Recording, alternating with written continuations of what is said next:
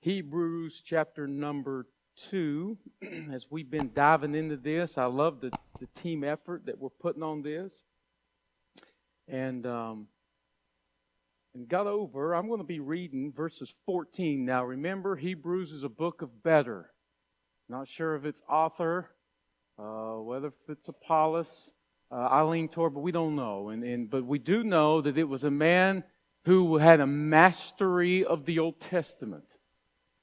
And so he's coming and saying to these Hebrews, these Jews that wanted to tap back in to that old covenant, that old sacrificial system, say, why would you want to go back there? We have Jesus who is better.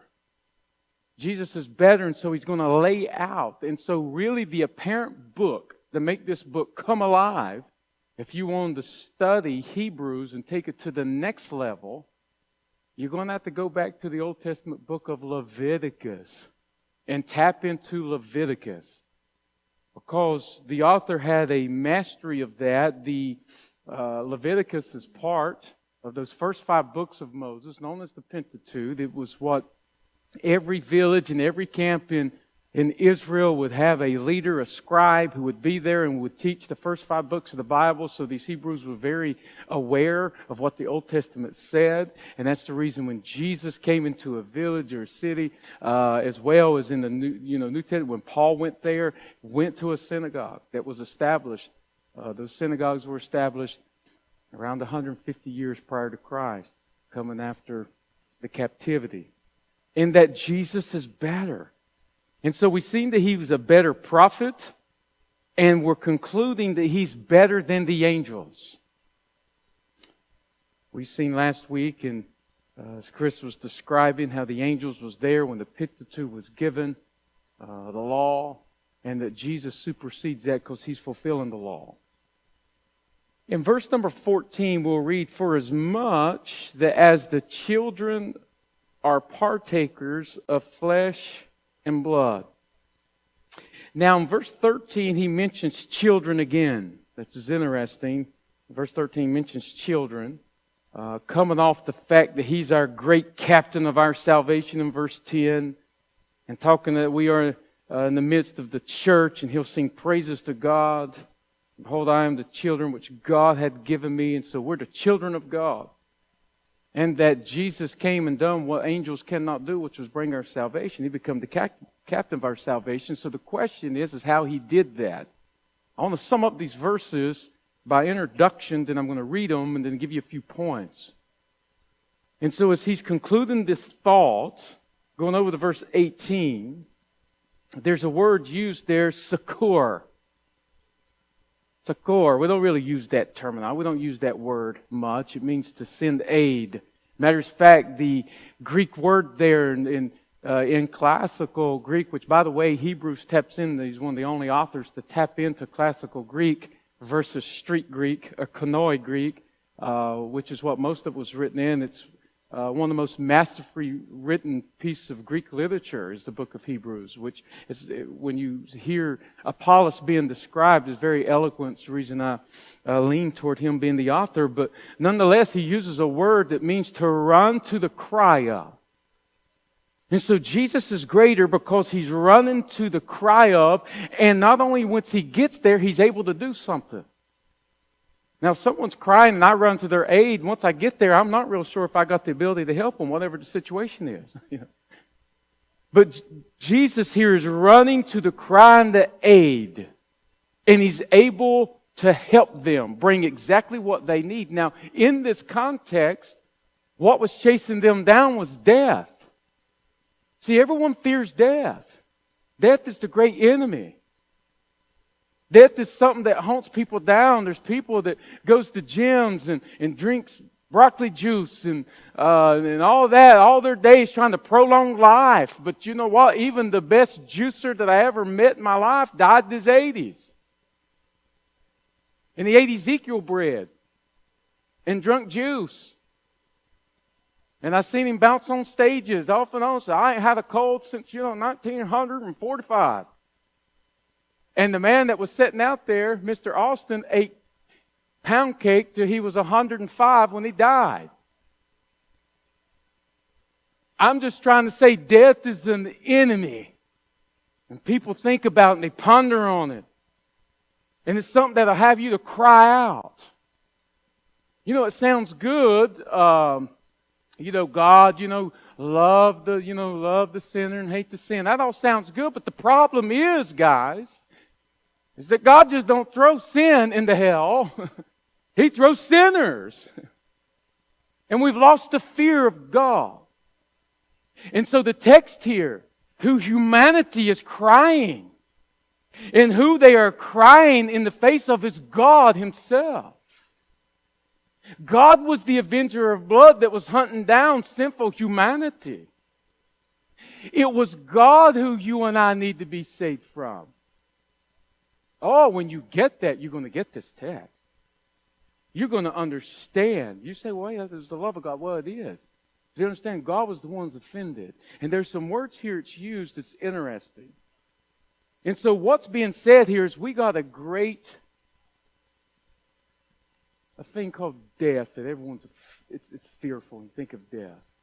It's like one great theologian says, he's not afraid of death, he's afraid of dying. Death is just something that is gripped and there's things written on it, and it brings bondage to them. And then the enemy who plunged us into death, right? When you go to Adam, and Adam was tricked, right? Well, Adam sort of knew, but Eve was tricked, and so they all went in, but it was due to the devil, who was a serpent, who's described in Peter as a lion. And lions roar. Do you know that you can hear a lion's roar for well over a mile? And in some places, up to 3 miles away. Lions are very territorial. You know you're getting on the enemy's territory when you start hearing him roar. I'm working on something called Ignore the Roar. He has been defeated. And he's going to use stuff in your life to get you in fear and get you in bondage and enslaved to fear.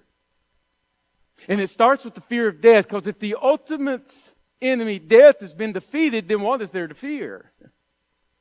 If this is a lion who is roaring about death, and I'll kill you if you do this, and I'll take your children, and all that type of stuff, he's shouting about stuff that he has no keys for. He's been robbed. He's been defeated. Humanity was crying out, and yet Jesus come and succored humanity.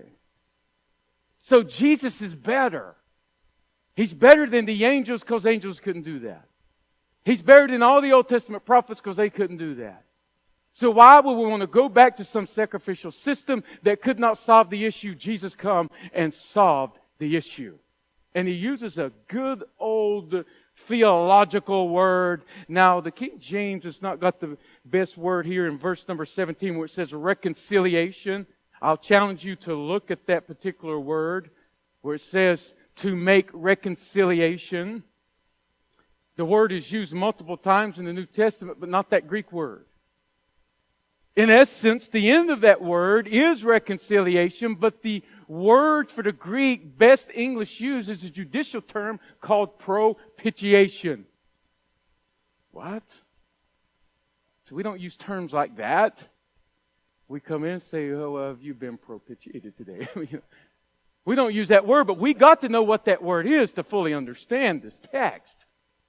See, the author was very familiar with propitiation, which is the key. It's the key to the book of Leviticus. If you as a Hebrew knew the book of Leviticus and I say propitiation, they know exactly what we're talking about. So we got to tap into that to pull out this rich meaning. And we're going to be thankful that Jesus came to the rescue. Because there's sinners all around that we see, and they get themselves in trouble. And we'll go and we try to aid them, and we try to this, and you got family members like that. And you say, boy, if I could just get them to see, and we can get there to some cry, but really there's nothing we can do. We take Jesus to them. He's the one that came and rescued humanity. And so this text, for as much, and there's a process to that. Let me read verses 14 through 18. For as much then as the children are partakers of flesh and blood, He also Himself likewise took part of the same, that through death he might destroy him that had the power of death, that is, the devil. Verse 15. And deliver them who through fear of death were all their lifetime subject to bondage. Do you imagine folk being in fear their whole life? In bondage? For verily, verse 16, he took not on him the nature of angels, but he took on him the seed of Abraham. Wherefore, in all things it behooved him to be like unto the brethren. In other words, it was his desire, behooved him, the compassion on the brethren, that he might be a merciful and faithful high priest in things pertaining to God, to make propitiation or reconciliation for the sins of the people. In context, a lot of people use verse 18 and preach about you go out and get yourself in a mess and Jesus comes and picks you up and takes you out. Now, you can preach that, but that's not the context of this. The context is humanity is in sin. And we're crying out for someone to help us out of this guilt and shame and sin. And Jesus shows up and rescues us and solves our problem. For in that he himself had suffered. Whoa. Boy, I tell you, dying brought our victory. That seems so contradictory, doesn't it? That a person's horrible death on a cross brought something, but this text said due to the cross. So you could say, for in that he himself hath suffered, he himself went to the cross and took beatings and shame, and there took the full wrath of God. He is able to go. Oh, he was tempted? Jesus was tempted at all points. Did you know that? But his worst temptation is when he suffered. Don't you underestimate that from the cross. My God, why hast thou forsaken me? That was humanity speaking out. That was him speaking out, because your greatest testing and pain is where you at, God. Is becoming bitter and angry to God. Understanding he's a sovereign God and controls all things, and I'm in this pain and I'm in this suffering, and the great temptation is to get angry and check out and get bitter toward God. That was his temptation here. Why hast thou forsaken me? And so understand, he was tempted yet without sin. So if you get to a place where you feel like that God's judging you and you're in a place and where's God? You're in a place where Jesus was at. But he was able to endure it without sin. Why? To come to you and I who fail, to succor them, to bring aid, to successfully rescue them from their sin. So let's break this down. There's 3 things I want to share with you out of this text. The problem, of course, is sin and death. You and I are enslaved to sin. And by the way, let me give you a bit of information. When you get saved, your flesh is still just as unsaved as ever been. A preacher friend of mine called me, and he's been preaching and at it and in a large church down out of South Carolina, and he was like, Charlotte, I'm 53 years old. And he said, and he was just telling me, and it's good to have some people you can talk to that don't Facebook your stuff. And it's also good to talk to some people that's not immature, that they get all mad, they don't go and tell you junk. And so he's just, puking a little bit on me, and I said, sir, can I tell you, you got saved. And I always like when somebody goes back so far, you say 1900 and you got saved 1900 something. Guess what? Your flesh is still just as unsaved as it's ever been. Ever. Our flesh is not saved, so there's a bondage that the flesh is. And so what God does is gives us a new nature, all right, that you can live by and surrender to. But nonetheless, the progression here in this text is that how did Jesus become our great rescuer? There's a progression. So the problem is that we're in sin. The warrior of sin is the devil. And his goal is to blind the eyes of you and I unless we would believe the gospel and be saved.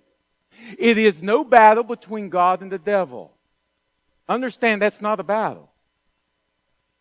That is not a battle. God has no competitors. God has no competitors. The enemy of humanity is the devil, and he tries to blind the eye unless they will believe. So here's a warrior, but guess what? That warrior has been dethroned. It says that through death he might destroy him that had the power. Notice the past tense, had the power. That's what we need to sing. You know that song? He had the power. Well, you got to write a song on that, Phil, wherever you at. He had the power. He don't have it anymore. So get that. You know what he does have? He has a great roar, though. His roar is great. It's an intimidating roar. I was listening to a line preparing for some stuff for our men's meeting, and ignore the roar. That 93% of lions, I know there's always that point, one point that he does come, the lion. But 93% of lions, when they first come at you and roar, if you will stand your ground, you will stand your ground and not move, they'll turn and go. But you make one, and I love how this guy said it. He said, if you turn and run, you're going to die tired. Because you're not outrunning the lion, and you're going to be staked. He's just going to catch you however long you get. You're going to die tired. But your best bet is to stand your ground. Same way with our enemy. He's been defeated. He's a defeated foe. But at this point, understand in humanity, and a person's unsaved, he's in bondage. In bondage to death. And you may be in here and you're saved and you're letting that enemy keep you in bondage in a way that he doesn't have the power to keep you in. And so we do have a problem. And it's this enemy, the devil, and it was death.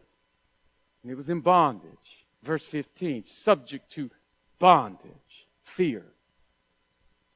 But there was a process to our rescue. Notice principle one of the process is that in verse 14, wherefore as much then as children are partakers of flesh and blood, a.k.a. Greek phrase, you and I are human. We're lower than the angels, this chapter says. We're not angelic. You're not going to die and become an angel in the clouds playing a harp. All right? I don't want to bust anybody, I got a lot of my family's from the mountains, and I know all the mountain tales. You're not going to get your wings one day, all right, in heaven. I'm going to be real good, and if I get good, when I die, I'll be able to get my wings.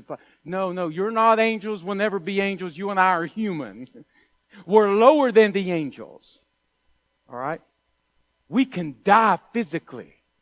See, death is interesting because death's in several stages. There's spiritual death. Adam, in the day that you eat of the fruit, you will die. He lived another 950 years. Well, he did die spiritually. Separated him from his maker God. There was spiritual death. Ephesians 2:1, in trespasses, right, and sins, we are dead. We're dead. Well, you try to tell somebody, I'm not dead, I'm alive. Well, yeah, you're physically alive. All right, you have world consciousness, you have self-consciousness, you got body, you got soul, but there's no spirit there. There's a vacuum, there's a void. You're separated from God, your creator, all right? Now, there's also physical death, and physical death is in two parts. So when you die physically is when your soul leaves your body, all right? The body remains, the soul goes and be with the Lord. Then there's the second death. That's when body's united with soul and separated from God for eternity. Whosoever name was not written in the Lamb's book of life, Revelation chapter 20, was cast into the lake of fire, which is the second death. And so flesh and blood means you can die. Angels can't. God can't, but we can. All right? Why can we die? Because the wages of sin is death. So the death sentence on you and I is because of a wage of sin. Romans says that sin has a wage, a payment, and that payment is death. All right? It was death. It is spiritual death, separation from God. And it's also physical death. Because when Adam sinned, then the process of death and decay started. And so death is the wage of sin. All right? So flesh and blood, we are flesh and blood prone. We're going to die. Okay? That's what he's saying here. The subject is death here, and bondage to death. So since humanity can die, and that the devil is shaking a false set of keys, you know you can have some keys and it don't control nothing, don't you? Well, I can shake some keys at you, and I can go into the parking lot of the Kia over there and shake some keys to a new Telluride, but it really just be my Honda key. And have you flip that. I knew that preacher was... the devil's shaking some keys that he don't have keys to his house, right? But since humanity dies, when someone dies and it just grips, and I know people when someone dies and it's about something, then and they say, well, I sort of hurt my left leg too. And maybe it's that. Or, my arm hurts too, or my ear hurts, and things of that nature. And I'm not mimicking nothing. I'm just saying death's a real thing. And it keeps people in bondage. And since we are flesh and blood, we can die. So therefore the enemy puts the biggest thing against us is death. So keep in mind, we are human. This is the process, understanding that. He also himself likewise took part of the same. The Greek phrase is that God became human. It said he took part. This is one of the greatest incarnation verses. The fact that Jesus was prior to Bethlehem. You do know that, don't you?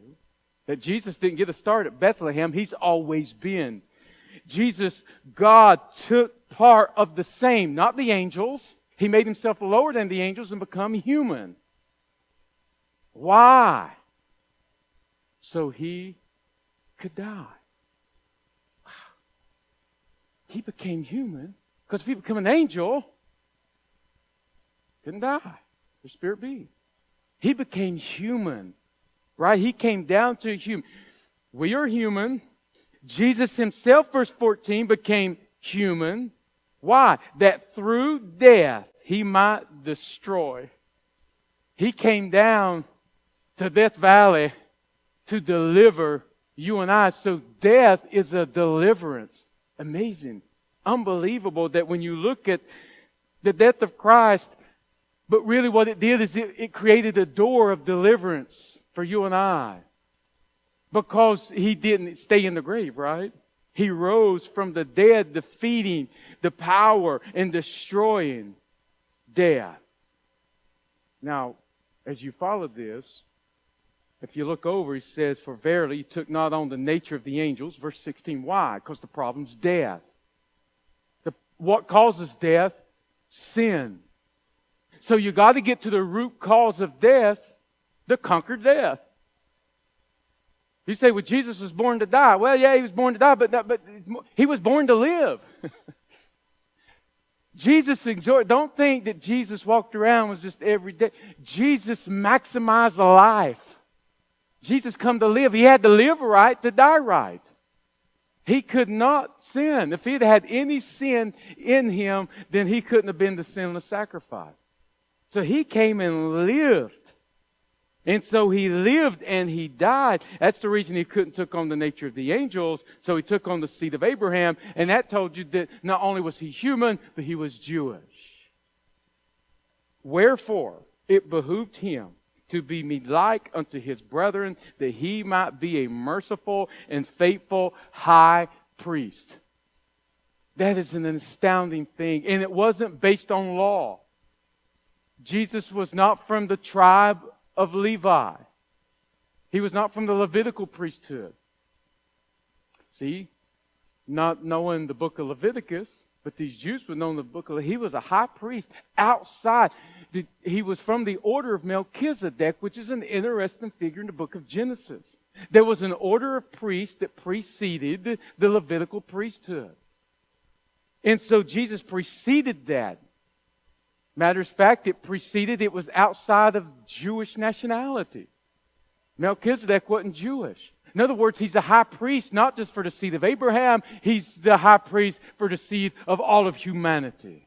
Jesus came and died, and He became that a merciful and faithful high priest to the things pertaining to God. And that is all of humanity, because sin affects all of humanity.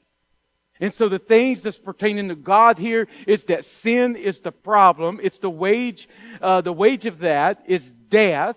All right, the wages of sin is death. So here's our issue. Satan has a hold on humanity, not God, but he loved humanity that he can't come. Now, God is just as well. Now keep in mind, God's just. You say, well, why doesn't God just come down and take the devil and twist his head off and say, leave my people alone, and just make you say it, and just, and bypass Calvary, because God's just. It's sort of like you hear of people who make backdoor deals with a judge and get somebody off because they knew this person had money and yada yada and got off. And yeah, legally they just got by, but we know that it was an unjust act and all that.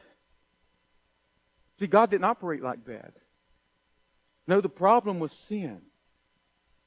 And God didn't come and sweep that under the rug or go around it. No, He come and conquered it. He come and met its wage. See, He came as the things pertaining to God. All right? You say, what's that? See, Jesus came on a mission. And that mission, He tells us right here, is to make reconciliation, or the word's propitiation. I want you to look at that. It's only used twice. This word is used in the New Testament. It's used in Matthew chapter 18, where the tax collector, and you had the Pharisee over there, and he's praying and saying, God, I'm glad that I'm not like this person and that person, like a religious person does. But that tax collector was over there, and he's beating his chest and saying, Lord, be merciful. It said he cried out, God, be merciful. Do you know what that word be merciful is? It's the same word for propitiation. He's saying, I'm crying out for propitiation. So then it brings us into the next thing. What is propitiation? Let's break that down a little bit. The word means to make atonement. It means to have mercy on. It means to render propitious. All right? To appease. Its sister word is expiate. To expiate propitiation. These are two words, expiate and propitiation. Coming from this word right here. And yes, the ultimate end result is reconciliation with God. But this word here is propitiation. It's a judicial term. So this is what it looks like. You've got party A and you've got party B. Party B has offended A. All right? And there is a separation. So now I'm moving. Here's party A, here's party B. B has offended A. So now I'm bringing B over here on the other side because there's an offense there. There's a broken fellowship. They've been, all right, they're separated by an offense. All right?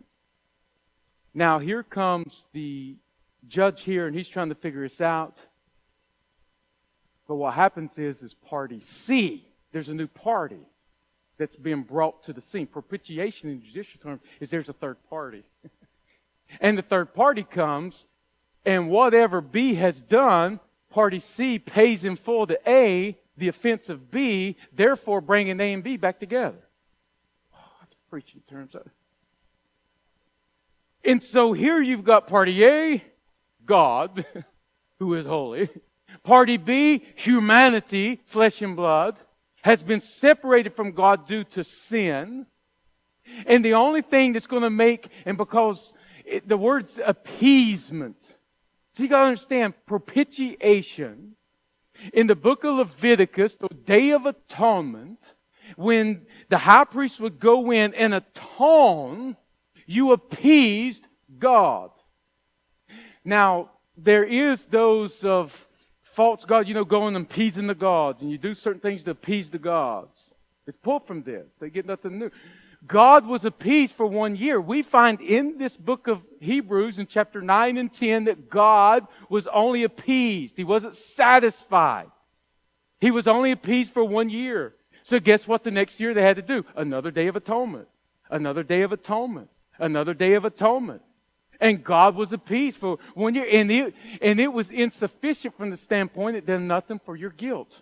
So there was a bunch of guilt offerings throughout the year, right? You'd bring all these guilt offerings. Anyone ever feel that guilt? Boy, just guilt. And they could do nothing with it in the Old Testament. They had all these little sacrifices they'd bring every day in a guilt offering. This text is saying is that Jesus came as this third party, was able to represent God and man. Well, how did he do that? He was the God-man. And when he was on earth, we like to say that he tapped into his deity, but he did not. He came in, and in his humanity. That's the reason the angels had to come, who he made himself lower than the angels. And the Bible says after his temptation that the angels come and ministered unto him. Could you imagine the assignment of the angels? And they're saying to God the Father, you want me to do what? Minister to who? Because they knew who he was. And the sea, the Creator, because it says by him was nothing made. By him was down in his humanity, and they come and ministered unto him. See, why did he do that? Why did he subject himself to it? It tells us right in this text, it said things pertaining to God. For God so loved the world. This was the love of God that was being expiated here. It was coming, it's being shown, demonstrated on the cross.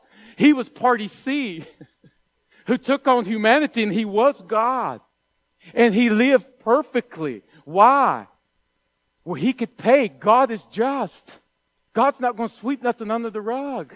Sin had to be dealt with and paid for. And sin has caused wrath and death. It says the wrath of God. Can you imagine the wrath of God? A lot of people tell me, I don't like reading the book of Revelation. It scares me to death to read Revelation. I don't know what, talking about locusts and stuff and beasts and stuff coming out of the river and stuff coming out of the sea and just crazy stuff, man. Can I sum it up for you? However you want to describe some of those things that's in there, it's God's wrath falling on humanity. God's wrath. I mean, it's just indescribable stuff. Matter of fact, days have to be shortened because you can't handle wrath. God's wrath fell on Jesus because it was a wage of sin. It fell completely on him, unwavering, no mercy. Did it say that he was a merciful and faithful high priest? You know why? Because God the Father, who was offended by humanity, showed him no mercy on the cross. And God, it was such a holy scene because it was full wrath of God that God cut the lights out and humanity could not even look upon. You know, God cut the lights out as he turned his full wrath on the Son. Merciless as God without mercy brought his wrath upon Jesus. Why? Because he loved party B, who had offended him, who was the lowest of his creation, that he can propitiate, appease. And the full wrath fell on Jesus, party C, because the guilty party B, now it appeased. He was appeased, satisfied. Jesus satisfied. Do you know why Jesus had to come to humanity? You know why he had to come here? Nothing else would satisfy God. Nothing else. No sacrifice. Nothing in your hands you bring. He's not satisfied with your IQ and how smart you are. If you made right decisions and bad, none of that. None of that satisfies God. The only currency, the only thing that satisfied him was the blood of Jesus Christ, which represented in his death and the full wrath falling on him, and it appeased him. And now he looks over here at the offended party and he smiles. And now when you cry out, oh God, and the cries come, and Jesus demonstrated what he was going to do. When he heard the cries of people, whether if it's blind Bartimaeus, crying out, have mercy on me, and he would run over. Now he physically healed them, but he allowed them to see there was a greater problem in their lives, and it was sin. That's the reason he'd say, go and sin no more. But sin was the issue, and he was demonstrating what he was coming to do to humanity because he is able to secure them, bring relief, bring aid to those who are in the bondage of sin and death. Expiate. That has to deal with the guilt of sin. Cleansing. Boy, the idea is that propitiation, this word to reconcile, which is propitiate and expiate sin. See, the problem's sin. God's wrath was satisfied and appeased and atoned, propitiation. But then He comes and He does this thing with expiate sin. This is where it gets into the past, present, and future sin. It's unbelievable. Justification carries the term. Chris said something last week that I hope you got to hold on because it's biblical truth. That He went in and dealt with past, present, and future sin. He expiated sin. That you set fully justified. Not justified do you have a wrong thought. Fully justified. You say, why create lights? Don't create lights when you understand what the depth of this is talking about. That He is able to secure them. So there is the expiate. He deals with the guilt. Do you know that He chooses not to remember your sin? Do we do that to each other? Does anyone ever bring something up to their spouse? No, y'all don't do that, do you? Surely not. Or your kids. You bring stuff up. Do you know that He chooses expiation? Part of that is you go to Him and say, God, I'm sorry. And He's like, what are you talking about? Aren't you glad that you stand redeemed and your sin has been expiated, cleansed, thrown, as it said in one text, as far as the east and from the west? The sea of forgetfulness. That came with a great price. It came to the fact that the third party, Jesus, came in, lived as no man lived, lived life to the fullest. See, when you live apart from sin, you're living life to the fullest. Now, Hollywood don't want to tell you that. Thinks that you live with sin, you're living life to the fullest. No, it ain't. It brings a bunch of heartache and bondage and everything else. Jesus came and lived life to the fullest. That He could be party C and bring an atonement for humanity. I want to tell you, Jesus is greater. Jesus is greater than any Old Testament prophet and any man that's ever lived. Jesus is greater than any angels, even though He made Himself lower than the angels for a time. And He rose victoriously. I'm telling you, with a great victor over His foes. And you and I stand redeemed who place our trust in Him. And we don't weep as other people weep, because the power of death has been jerked from our hands and unshackled. And the power of death is not just the second death, but it's the bondage of death in this life. God to give you victory to overcome addictions in your life. God to give you victory to overcome certain things that brought you in. You remember when Lazarus was brought forth, but he was still wrapped up in the linen clothes? See, death still wanted to get a hold of him. I'm telling you, we have the power, because He said, loose him and let him go. Jesus broke all bondage. Chains can be set free. You don't have to live in anxiety and depression. I understand but God can deliver. God can deliver. And He brought that great life to us. He is greater. Father, thank You for Your word tonight. You're a great God. And God, I'm just trying to tap in that we are definitely on the very small end of something great. In the ocean of truth of Your word and what You've done for us when we got saved, we're tapping into it. The propitiation, the expiation, brought reconciliation. That when we cry out, and even after we're saved and there's bondages of sin that's still on us and death and want to pull us, that we can cry out and You still run to the aid of Your people. You'll run to the aid of that sinner who cries out. So thank You that we have hope tonight. And may we leave understanding that we're people of hope and with joy down deep in our soul. So we do thank You for being great. In Jesus' name, amen.